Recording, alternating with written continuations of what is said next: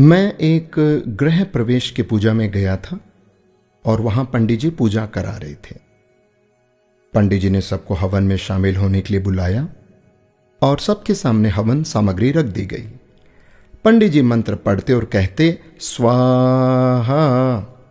लोग चुटकियों से हवन सामग्री लेकर अग्नि में डाल देते। घर के मालिक को स्वा कहते ही अग्नि में घी डालने की जिम्मेदारी सौंपी गई।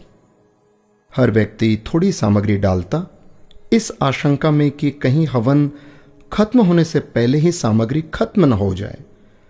गृह मालिक भी बूंद बूंद करके घी डाल रहे थे। उनके मन में भी यही डर था कि कहीं घी खत्म ना हो जाए। मंत्रोच्चार चलता रहा, स्वाहा होता रहा और पूजा पूरी हो गई। सबके पास बहुत सी हवन सामग्री बची रह गई। घी तो आधा से भी कम इस्तेमाल हुआ था।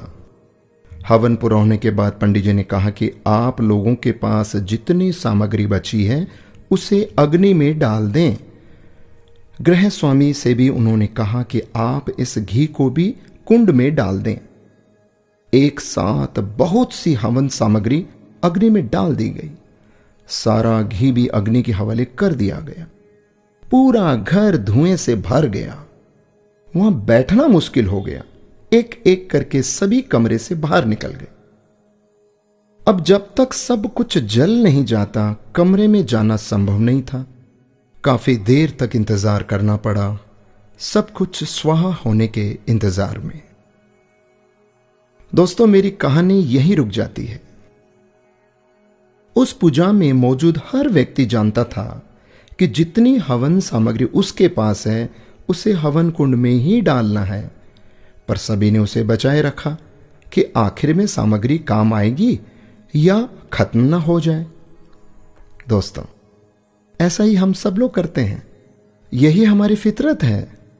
हम अंत के लिए बहुत कुछ बचाए रखते हैं, जो अंत में जमीन, जायदाद, प्रॉपर्टी, बैंक बैलेंस, रुपया, पैसा, फलाना ढिकाना, ये जो इस रूप के भीतर में सब यहीं पड़ा रह जाता है।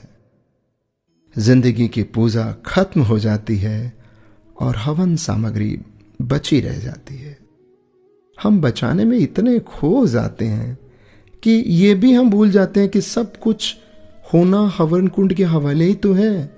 उसे बचाकर क्या करना? बाद में तो सिर्फ धुआं ही होना है। संसार हवन कुंड है दोस्तों, और जीवन पूजा। एक दिन सब कुछ हवन कुंड में समाहित होना है। अच्छी पूजा वही है जिसमें हवन सामग्री का सही अनुपात में इस्तेमाल हो, न सामग्री खत्म हो न बची रह जाए। यही मैनेजमेंट करना है। कबीर जी का एक दोहा शायद सबको पता है, दुर्लभ मानस जन्म है, होए न बारंबार, पक्का फल जो गिर पड़ा, लगे ना दूजी बार।